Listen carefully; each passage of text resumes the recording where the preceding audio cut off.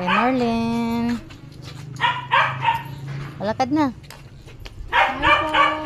Bye-bye! Tumabi ka muna. Uy, may dadaan. Wala. Ba't ako magdala? La, ang ito. Iwan ka na lang kaya, Maika. Ikaw na magbitbit, Maika. Papaluin ko na to eh. Punta tayo kay Marlene. Magdala tayo ng lagayan ng isda.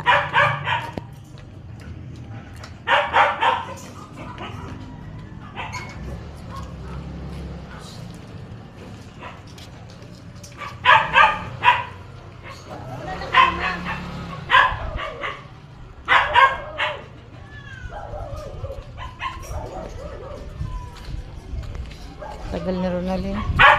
Nag-aayos pa sa kanyang bike. O, lakad na. Iwanan natin si mama mo. Tagal niya eh.